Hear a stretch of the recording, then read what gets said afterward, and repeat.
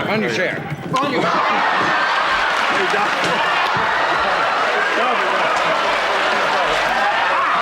Johnny Carson maintained perfect composure through thousands of interviews over 3 decades. But there's one thing Carson could never fully control. Whether it were wild animals or actual guests, these were real moments where Johnny got manhandled on live television. These are the 8 times Johnny Carson got physically attacked on The Tonight Show. Giant python bites Johnny's crotch. It's a heavy snake. What does it weigh, about 50, 60 pounds? She weighs about, yeah, she weighs about...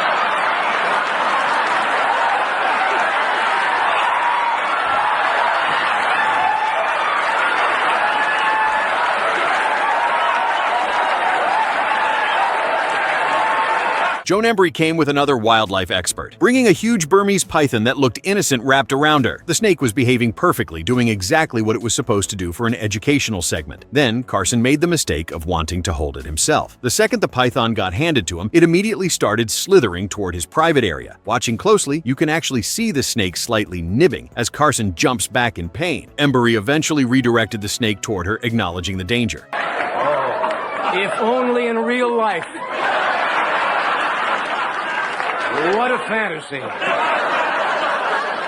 Johnny somehow kept his composure and started making jokes about the situation while clearly trying not to make any sudden movements. The snake's head was right there, hovering near his crotch, and one wrong move could have ended very badly on live television. Betty White's elephant injures Johnny.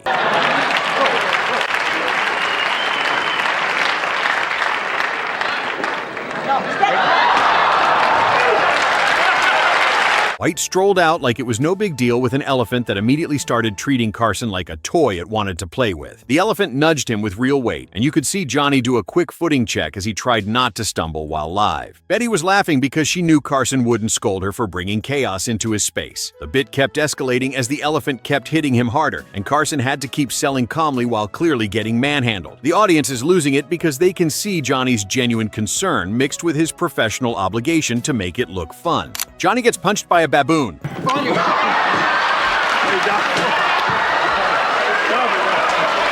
Doc, I don't do that. He's all right. He's just playing. Playing, Mike. In summer 1981, Jim Fowler came on with a young baboon small enough to seem safe for TV. Johnny leaned in like he was about to do a friendly little intro, and the monkey suddenly snapped into aggression without warning. Fowler immediately tried to regain control while Carson did that classic move of playing hurt and amused at the same time. Let's sit down over here and give me all right. He's, Monkey, give me a straight right. Didn't you hear the bell? Johnny, I do. The audience roared because it felt unscripted in the most dangerous, stupid way possible. Behave yourself. That's all. Behave yourself. He'd make a nice house pet, Jim. I knew one of these times, Johnny. What happened? Is it just... I might. Here you are, Doc. I tell you, he's usually very well behaved. I think what happened is that when he saw that... Fowler's apologizing while trying to wrangle the baboon, and Carson's selling the hit like he's in a boxing match. The whole thing lasted maybe 10 seconds, but it became legendary because it was so fast and real. Wild cheetah nearly bites Carson. See, if you look an animal right in the face and talk to them, you'd say, then you know you're not scared.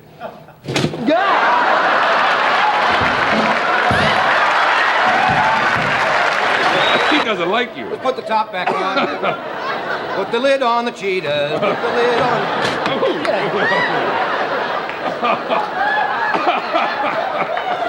Damn lucky he's in there. I'd tear him apart. This moment from September 1974 gets remembered as an attack, mostly because the cheetahs were unimpressed and totally uninterested in being cute on cue. We brought them back because they are going back. Well, don't bring them back again. Because they're going to get bigger than this, aren't they? Right, they'll be going eat back my to... face next time. They're going back to our research program, and I remember won't be you when you were handled just anymore. this little. He didn't do that? No. He was nice. Here, remember? She says if I was here, I held you and I rocked you, remember? Hear that? Can you hear him? Yes. What does that mean? It's more or less a growl.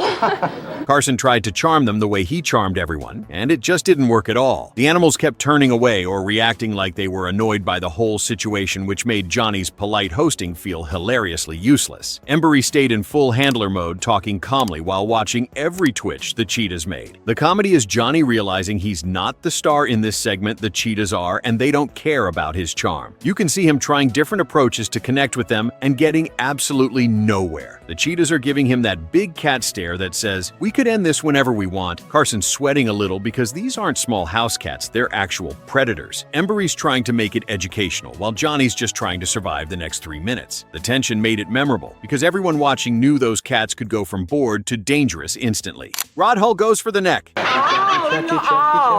likes you, doesn't he?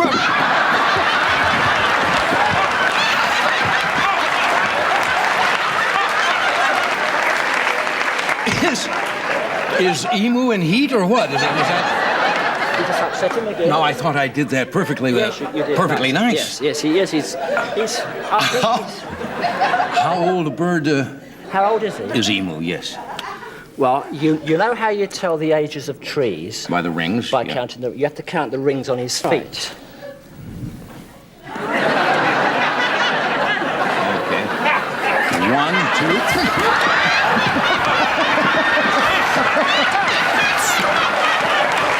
In 1983, Rod Hull brought out an emu as a deliberately unruly act, as the bird would not behave under any circumstances. Producers reportedly asked him not to have the puppet attack people, which of course makes the payoff that it still happened anyway. On Carson's couch, the emu went straight for Johnny with that aggressive, chaotic flailing that looked like a half-puppet, half-animal fight. Carson tried to keep hosting posture while getting pecked and grabbed at, like the show had turned into a schoolyard ambush. The crowd lost it because it was pure slapstick, but you could tell it was also genuinely hard to control in the moment. Hull was playing it up like he couldn't stop the bird, even though he obviously controlled the whole thing. Johnny's caught between laughing and genuinely trying to protect himself from this manic puppet. The bit goes on longer than it should, which makes it funnier, because Carson can't regain control of his own show. Emu's attacking his face and his suit and his dignity all at once. It became one of those legendary Tonight Show moments where the guest completely hijacked the segment. Jim Fowler's bat gets loose.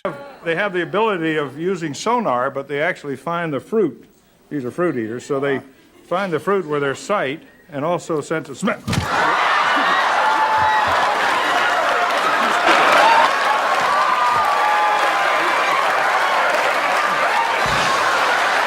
Jim Fowler came out once again in spring 1987 with a bat and did the usual "here's what it is, here's what it does" routine until it suddenly wasn't routine anymore. The bat broke free and started swooping around the set, which instantly changed everyone's body language from relaxed to panicked. Maybe you want to get the Take this glove. There you go. This glove. Let me get this. You may have to hold. There we go. Whoops. How do you hold a bat? Well, that's a good question. Very carefully. Yes, there you go. But listen, these are the most strangest things. These are a giant flying fruit bat from India, and they're one of the biggest bats in the world. Let me see if I can show you that wing spread.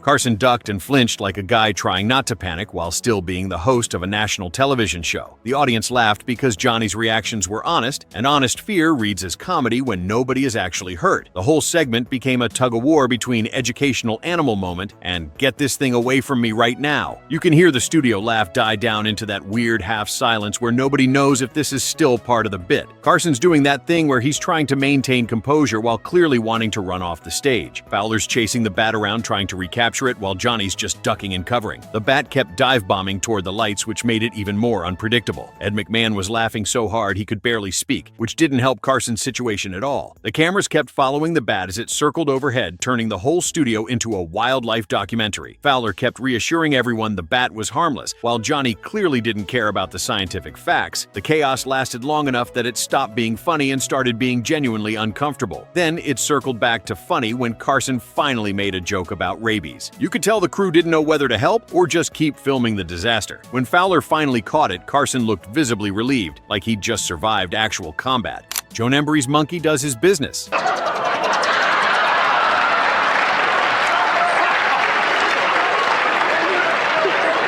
Cute little Was he spitting? Was that saliva? Embery brought out a tiny primate that looked completely harmless, and Johnny did the standard "I'll be a good sport" routine he always did with animals. The marmoset climbed up him step by step until it was perched on his head like it owned the place. Then it marked territory right on Johnny while he was trapped between laughing and refusing to make the audience feel bad for the animal. Embery treated it like normal animal behavior and just kept talking, which made Johnny's humiliation even funnier. He's just getting comfortable. Well, I can't sit here the rest.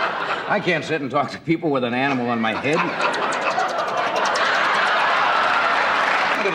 Was he spitting? Was that saliva? Because the segment never stopped. This one got repeated for decades because it's the perfect Carson combo of dignity and disaster happening in the same 10 seconds. You can see the exact moment Johnny realizes what just happened to him on live television. His face goes through about 5 different emotions before settling on resigned amusement. The audience is screaming because they know this is the kind of moment that will live forever. Embery's completely unfazed, like, yeah, that's what marmosets do, while Johnny's sitting there covered in monkey urine. Carson handled it like a pro, but you could tell he wanted to end the segment immediately. The marmoset just sat there on his head, completely satisfied with what it had done. Johnny had to finish the interview while dealing with the wet humiliation which showed his incredible professionalism. Ed was laughing so hard he was crying, which made it even worse for Carson. The crew brought out towels during the commercial break, but the damage to Johnny's dignity was already done. Carson later joked about it in his monologue the next night, proving he could laugh at himself. The clip became one of the most replayed Tonight Show moments in history. It's the perfect demonstration of why live television with animals is always a gamble. Bonus: the time the Mafia put a hit out on Johnny. This one didn't happen on the show, but it's one of the most famous Carson offstage stories because it sounds like a late-night monologue that turned real. Carson allegedly hit on a mobster's girlfriend at Jilly's Saloon in New York and got grabbed and thrown down a flight of stairs by mob associates. According to Bushkin's account, Johnny had way too much to drink when he started flirting with the woman at the bar, not knowing who she was with. Jilly's was owned by Jilly Rizzo, who was one of Sinatra's closest friends, and the place was crawling with connected guys every night. The woman's boyfriend was allegedly a high-ranking member of the New York Colombo crime family who took the disrespect very personally. Carson reportedly got mouthy when confronted instead of backing down, which made everything worse. That's when the boyfriend's associates grabbed Carson and physically threw him down the stairs outside the club. The message was clear, but apparently not clear enough because a hit contract went out on him anyway soon after. Bushkin claimed the mob wanted to make an example out of Johnny for disrespecting one of their own in their own establishment. Carson took this seriously enough that he went into hiding and refused to leave his hotel room. He missed 3 consecutive Tonight Show tapings, which was pretty much unheard of during his career. NBC had to scramble for guest hosts without being able to explain where Johnny actually was or why he disappeared. Bushkin described Carson as genuinely terrified and paranoid, checking every sound outside his door. The lawyer allegedly told Carson not to go anywhere near windows in case someone was watching from across the street. Johnny's normally unshakable confidence completely evaporated as he realized money and fame meant nothing to these groups of people. The Tonight Show staff were kept in the dark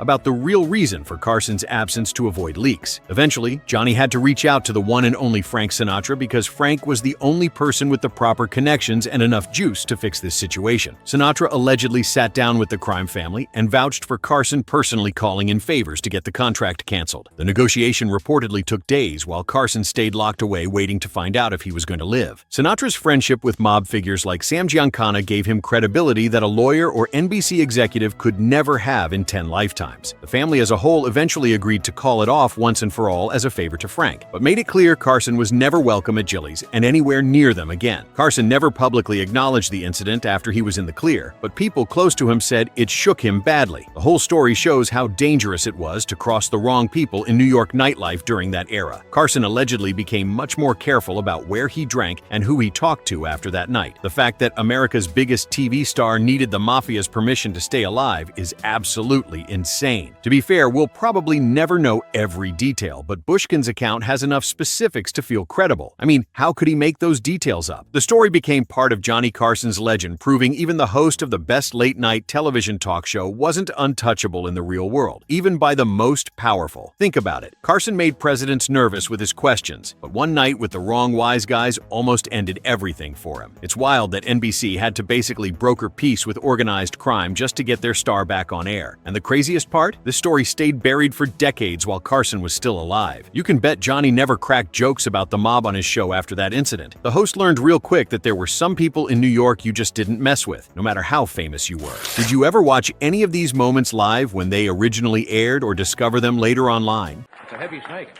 What does his weigh, about 50, 60 pounds? She weighs about, yeah, she weighs.